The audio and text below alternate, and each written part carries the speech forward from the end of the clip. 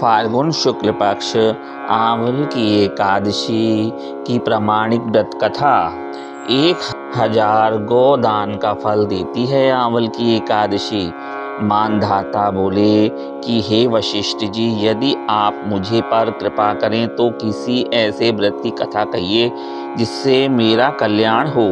महर्षि वशिष्ठ जी बोले कि हे राजन, सब व्रतों से उत्तम और अंत में मोक्ष देने वाले आंवल की एकादशी के व्रत का मैं वर्णन करता हूँ। यह एकादशी फाल्गुन माह के शुक्ल पक्ष में होती है। इस व्रत के करने से समस्त पाप नष्ट हो जाते हैं। इस व्रत का फल 1000 गोदान के फल के बराबर होता है। अब मैं आपसे एक पौराणिक कथा कहता हूँ, आप ध्यानपूर्वक सुनिए। एक वैदेश नाम का नगर था जिसमें ब्राह्मण, क्षत्रिय, वैश्य और शूद्र चारों वर्णों के लोग आनंद सहित रहते थे। इस नगर में सदैव वेद ध्वनि गूंजा करती थी तथा पापी, दुराचारी तथा नास्तिक उस नगर में कोई नहीं था। उस नगर में चैत्ररथ नाम का चंद्रवंशी राजा राज्य करता था। वह अत्यंत विद्वान तथा धर्मी था। उस नगर में कोई भी व्यक्ति दरिद्र व कंजूस नहीं था।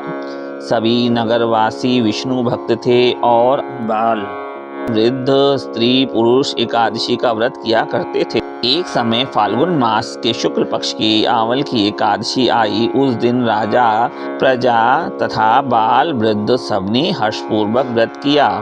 राजा अपनी प्रजा के साथ मंदिर में जाकर पूर्ण कुंभ स्थापित करके धूप, दीप, नैवेद्य, पंचरत्न आदि से धात्री आंवले का पूजन करने लगे और इस प्रकार स्तुति करने लगे, हे धात्री, तुम ब्रह्म रूप हो, तुम ब्रह्मा जी द्वारा उत्पन्न हुई हो और समस्त पापों का नाश करने वाले हो, तुमको नमस्कार है।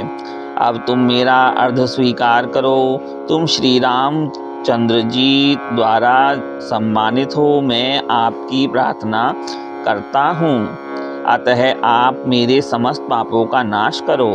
उस मंदिर में सब ने रात्रि को जागरण किया। रात के समय वहां एक बहेलिया आया जो अत्यंत पापी और दुराचारी था। वह अपने कुटुंब का पालन जीव हत्या करके किया करता था।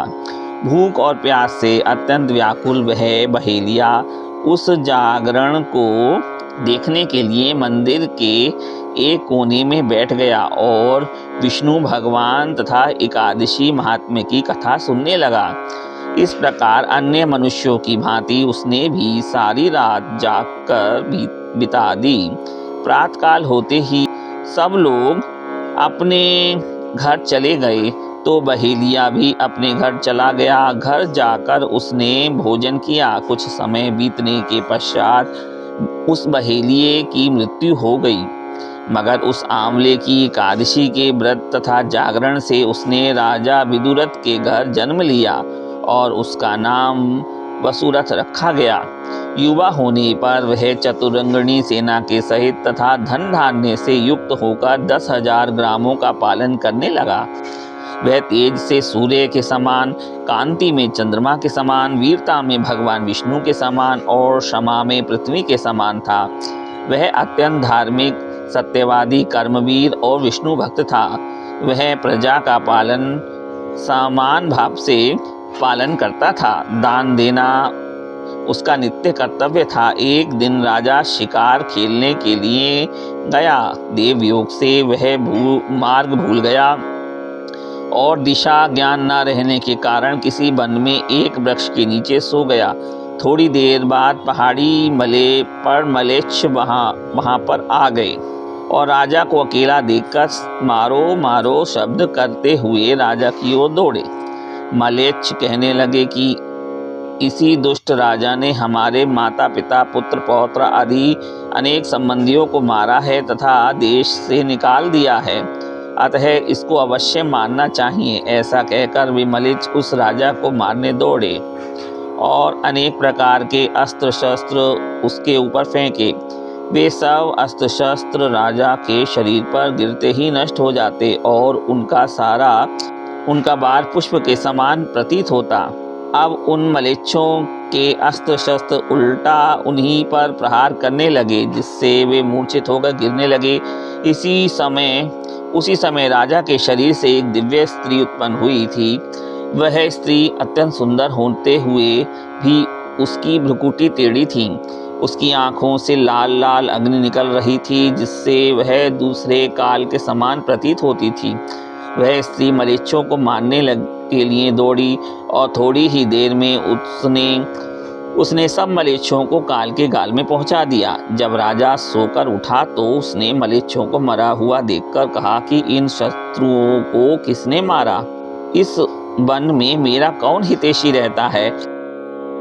वह ऐसा विचार कर ही रहा था कि आकाशवाणी हुई कि हे राजा, इस संसार में विष्णु भगवान के अतिरिक्त कौन तेरी सहायता कर सकता है? इस आकाशवाणी को सुनकर राजा अपने राज्य में आ गया और सुखपूर्वक राज्य करने लगा। महर्षि वशिष्ठ बोले कि हे राजन, यह आंवल की एकादशी के व्रत का प्रभाव था। जो मनुष्य इस आंवले की एकादशी का व्रत करते हैं, वे प्रत्येक कार्य में सफल होते हैं और अंत में विष्णु लोक को जाते हैं। जय जय श्रीमन नारायण, जय जय भगवान विष्णु। नारायण नारायण नारायण हरि।